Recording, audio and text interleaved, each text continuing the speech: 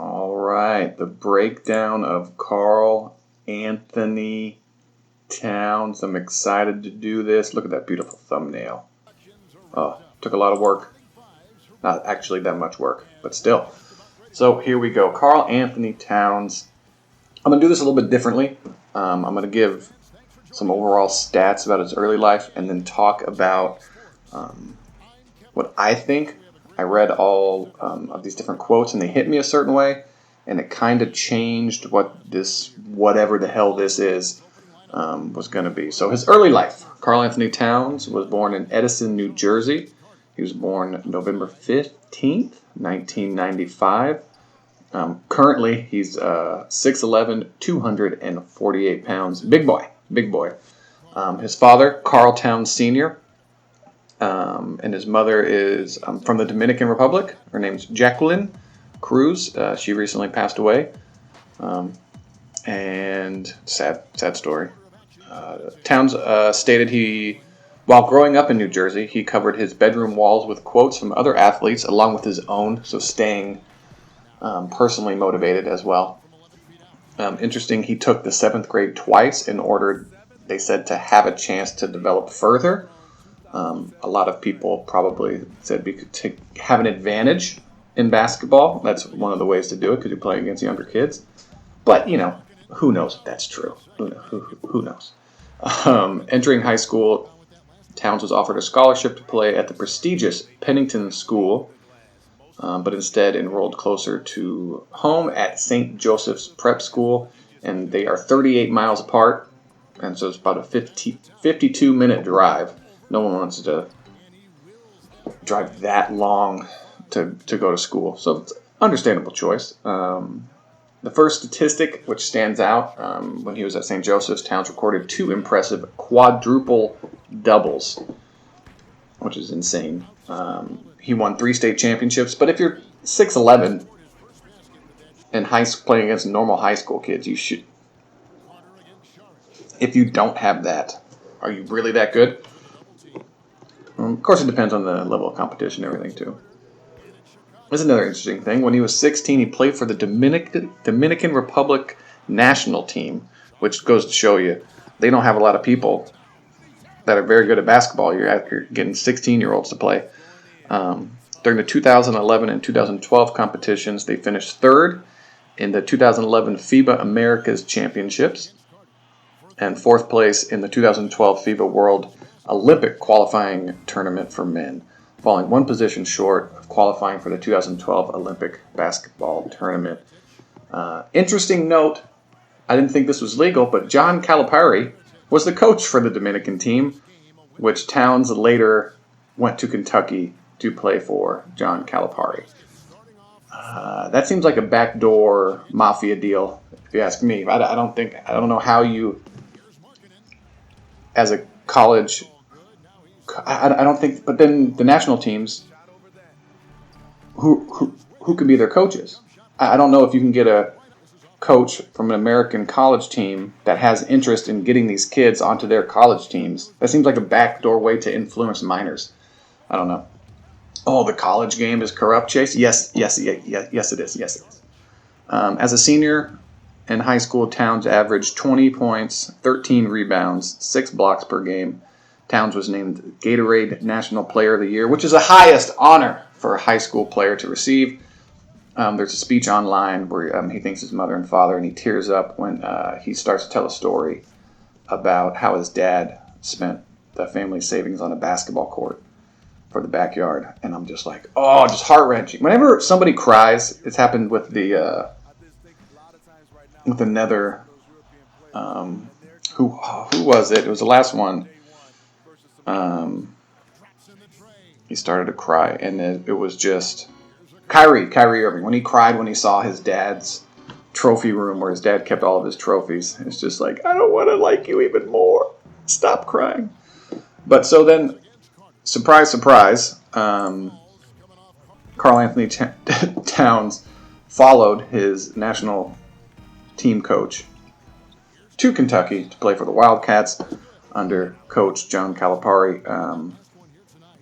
But it's still strange. And then Towns studied for the few months that he was there kinesiology and he wants to become a doctor one day after his NBA career.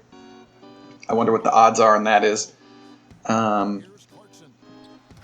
He wants to be a doctor. He started all 39 appearances for Kentucky, averaging 10 points, 6.7 rebounds, 2.3 blocks in just 21 minutes per game. And that was a weird team that they staggered all these minutes. They had some weird minute structure.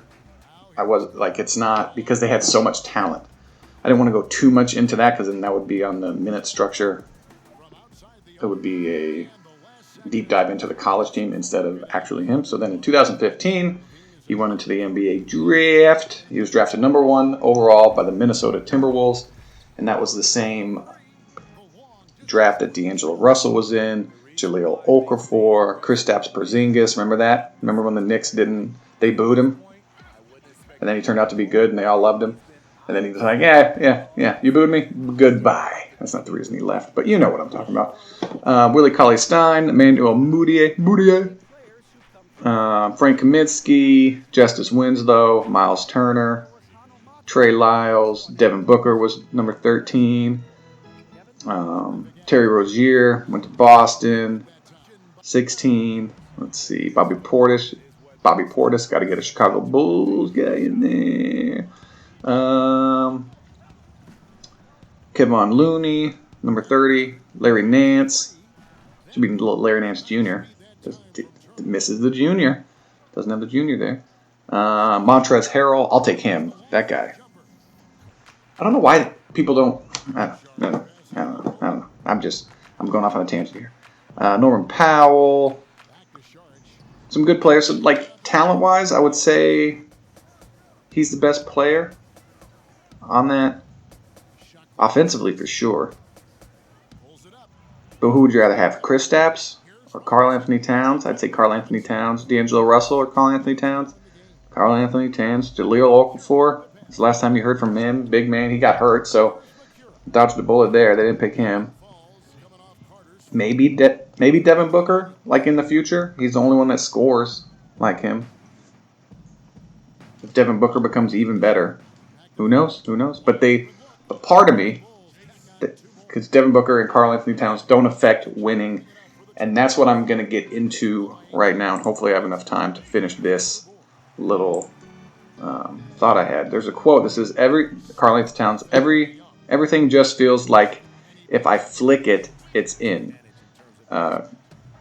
Towns said getting into a shooting rhythm. When I'm in that zone, especially shooting-wise, I feel like any time I touch the ball, it's like I'm a painter and I'm just waiting to make some great art. He's talking about basketball. I just feel like Picasso up there. When I'm feeling that zone, and if I'm in that zone, ain't nothing going to stop me from putting the ball in the bucket. Towns also brought up changing game plans in the middle of games, referencing, of course, this whole thing skips. Referencing Floyd Mayweather. He brings up great people and then relates it to his game, yet he has not done anything great in the NBA. He made the NBA the playoffs once, and that's because another player joined his team.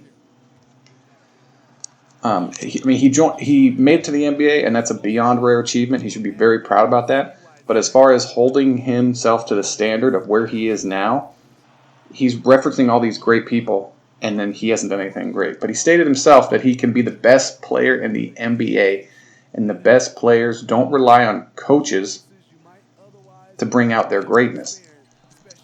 He had another quote saying that the coach, Saunders, Flip Saunders' son, he can't wait till he unlocks his full potential. I'm like, it's not up to the coach. It's up to you to unlock your full potential. The coach makes little tiny changes, puts you in the best possible position, theoretically, for the team. But it's up to you. It's up to you, man. The greatest players out there, they shine no matter the circumstances. I could be wrong. I've never done anything great at that level. But I watch great players from afar, and they don't sound like Towns. They don't relate themselves to great artists and painters and pound for pound the greatest boxer of all time. They don't do that. They just shut up. They don't shut up and play basketball, but they don't compare themselves to those people. And that troubles me in like a basketball sense, because is this the guy that you want running your team? Is this your number one guy here? He refers to himself as Picasso, but yet he can't go into the playoffs. And just all this stuff rubbed me the wrong way. He's a good player, but it hasn't produced to wins. And why do people play basketball? They play to win the game. I mean, could it be that he's happy with his max deal, and that's enough? I mean, not everyone is cut out to be great. Is he a max player because every team has to pay their best player that max contract, or the organization risks losing a good player for nothing? Would he be a max player if the NBA only gave out a limited number of max player deals? I don't think so. Is it fair to make that assumption? I don't know. I know nothing of this man other than the NBA games I see on TV and a few hours of Google searching. But his talent seems endless, and yet the results are mediocre, which is where people fall in this weird middle point for him. Maybe Towns needs a LeBron to unlock how truly devastating he can be. Maybe like Anthony Davis. Hopefully one day we get to see it. I want to see it. I want to see that guy dominating the post, step out and hit threes, little post fadeaways. Giannis couldn't shoot a fadeaway over James Harden the other day. It drove me up a wall. I mean, hopefully we get to see it one day, because I feel some players waste too many years trying to be the man and then realizing they aren't a one-man show. Towns seems to, not be able to carry a team by himself. That is in no way an insult to him. There are 5 to 8 guys that can lead a team to a playoff. No one man can win it by himself. Jordan, Magic, and Bird, they all needed other superstars to succeed at the highest level. But they got their teams to the playoffs by themselves. They could do that. And Towns just can't seem to do that. They cared and affected winning too much. When Jordan got injured on his ankle, and the team wanted to just rest him, he was like, we're making the playoffs. We're not setting a tone to where not making the playoffs is okay. I mean, I hope Towns can be a number 1, number 2 guy, complements his game, unlocks all of his talents, because he seems comfortable waiting for someone else to unlock the door instead of breaking the door down himself. That's my take on Karl-Anthony Towns as of right now. Hope you guys enjoyed the video.